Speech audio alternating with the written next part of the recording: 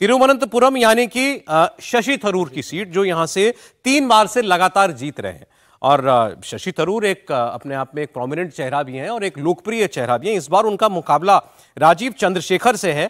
आपको क्या लगता है सीट किसके पास जा रही होगी, हर्षवर्धन जी? नहीं, मुझे लगता है कि ये इस सीट पर जिसको हम कहते हैं ना कि 2-3 चीजें हुई। एक तो ये कि अगर आपको ध्यान में हो, जब इजराइल फलस्तीन, दरअसल इजराइल हमास वो युद्ध हुआ था, संघर्ष हुआ था, हमला हुआ था, तो उस वक्त शशि थरूर साहब एक कार्यक्रम में गए और उस कार्यक्रम में लोग उनसे नाराज हो गए। अब वहां पर जिस तरह का सेंटीमेंट है, क्या राजीव चंद्रशेखर उसको ठीक से अच्छे से संभाल के रख पाएंगे? लड़ाई वहां कड़ी हो सकती है। जीत के कितना नजदीक है ये कह पाना, मैं आपको बताता हूं, ये सर्वे भावेश का बता रहा है कि ये सीट इस बार बीजेपी जीतेगी। बीजेपी जीतेगी। तिरुवनंतपुरम की सीट पर बीजेपी जीत सकती है और राजीव चंद्रशेखर और जो मुकाबला उनका होने जा रहा है शशि थरूर के साथ, शशि थरूर को राजीव चंद्रशेखर हरा सकते हैं केरल की तिरुवनंतपुरम सीट पर। यह पहला सीट का रुझान था। वायनाड की सीट है जहां से राहुल गांधी पिछली बार चुनाव लड़े 2019 में, और इस बार उनके अपने साथी नहीं चाहते थे लेफ्ट के कि राहुल गांधी यहां से चुनाव लड़े। उनको लगता था जहां भारतीय जनता पार्टी मजबूत है आप वहां जाकर के लड़िए, आप यहां एक सीट यहां पर क्यों अपने रिजर्व करने के लिए आए। लेकिन वहां पर कोई दिक्कत नहीं है उनके लिए। हालांकि लेफ्ट ने उम्मीदवार दे दिया उनके सामने डी राजा की पत्नी एनी राजा को, लेकिन राहुल गांधी कंफर्टेबली अपनी सीट जीतेंगे, इसमें कोई शक जो है वो दिखाई दे नहीं रहा है। अब मलप्पुरम की बात कर लेते हैं। इंडिया अलायंस की पार्टी आईयूएमएल का ये गढ़ है। 2008 में परिसीमन के बाद ये संसदीय सीट बनी और तब से वहां से आईयूएमएल ही जीत रही है, जहां से अब्दुल समद समदासी सांसद हैं और बीजेपी ने इस सीट पर अपना इकलौता उम्मीदवार जो मुसलमान है उसको उतारा है। अब्दुल सलाम को वहां से बीजेपी ने कैंडिडेट के तौर पर उतारा है। तो जाहिर तौर पर ये बीजेपी ने इस बार एक सरप्राइजिंग फैक्टर के तौर पर अब्दुल सलाम को उतारा। लेकिन जो ओपिनियन पोल बता रहा है कि इंडिया अलायंस वहां से जीत रही है, यानी कि आईयूएमएल की जीत वहां से होती दिखाई दे रही है। त्रिशूर की बात करते हैं। त्रिशूर में कांग्रेस के टीएन प्रतापन सांसद है। बीजेपी ने सुरेश गोपी को वहां से उम्मीदवार बनाया और 2019 में यहां कांग्रेस, लेफ्ट और बीजेपी के बीच में जबरदस्त त्रिकोणीय मुकाबला था और ओपिनियन पोल के मुताबिक यह सीट लेफ्ट के खाते में यानी कि सीपीआई के खाते में दिखाई दे रही है। अब अटिंगल सीट की भी बात कर लेते हैं। कांग्रेस के अदूर प्रकाश वहां से मौजूदा सांसद है। बीजेपी ने यहां से केंद्रीय विदेश राज्य मंत्री वी मुरलीधरन को उम्मीदवार बनाया है। तो बीजेपी का यह ट्रेंड कि कई मंत्रियों को, कई बड़े चेहरों को उन्होंने उम्मीदवार के तौर पर उतारा है, जिसमें से वी मुरलीधरन का नाम है। 2019 में यहां पर त्रिकोणीय मुकाबला था और बीजेपी के वोट शेयर में सबसे ज्यादा उछाल यहीं से हुआ था। जो 13% वोट शेयर बीजेपी को 2019 में मिला, उसमें काफी ज्यादा कंट्रीब्यूशन अटिंगल सीट का था और केरल के त्रावणकोर रीजन में बीजेपी सबसे ज्यादा मजबूत दिख रही है।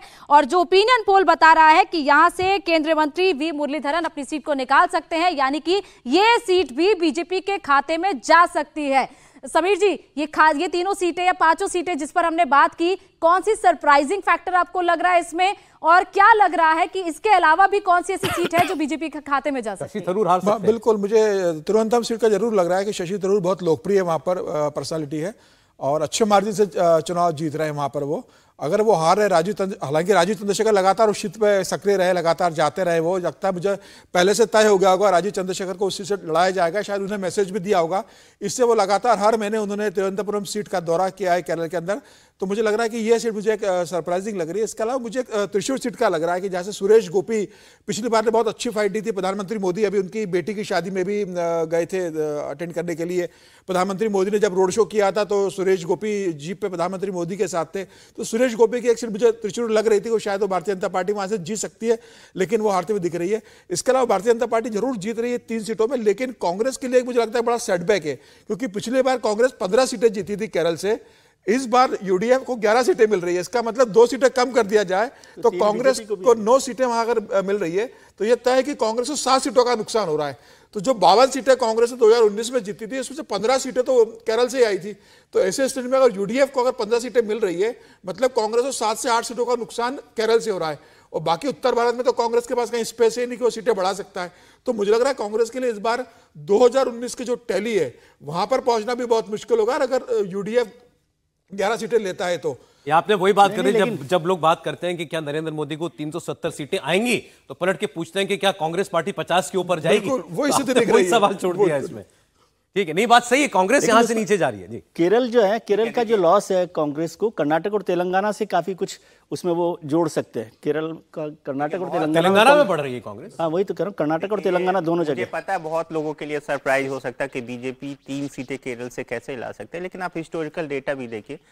बीजेपी 2019 में 8 सीटें ऐसी थी जिसमें 15 से लेकर 40%, 38% के आसपास उसका वोट बैंक रहा और वोट लेके आई है, जिसमें 4 ऐसी सीटें थी जिसमें बहुत क्लोज फाइट हुआ था, जिसमें एक त्रिशूर की सीट थी, एक तिरुवनंतपुरम की। जब हम लोग बार बार बात करते हैं, हम बोले 2014 में शशि थरूर हारते बचे थे, बहुत 1-2% से ही था। 2019 में उन्होंने जीत कैसे किया सबको पता है, वहां पे सीपीएम के साथ उनका अंडरस्टैंडिंग था। हो सकता है इस बार फिर अंडरस्टैंडिंग, देखिए मेरा काम होता है लोगों ने जाए उसको रिपोर्ट करना, अब अंडरस्टैंडिंग कुछ हो उसके बाद जीत जाए तो आप बिल्कुल डिफेंसिव, लेकिन देखिए पिछले कुछ दिनों में, अब लगभग 1-2 साल में आप देखिए जो प्राइम मिनिस्टर का जो क्रिश्चियन कम्युनिटी की तरफ जो आउटरीच रहा है, उसमें आप देखेंगे जो माइनॉरिटी क्रिश्चियन है उसको बीजेपी खासकर टारगेट करे, जिसका बीजेपी को फायदा हो रहा है। दूसरा आप ठीक से देखिए, एक कासा करके ऑर्गेनाइजेशन है जो केरला में बहुत एक्टिव, उसका आप एक तरह का घोषणा देखिए तो उसका जो घोषणा है वो आरएसएस से बहुत मिलता जुलता है। जैसे आरएसएस लव जिहाद की बात करते हैं, वहां पे वो संगठन भी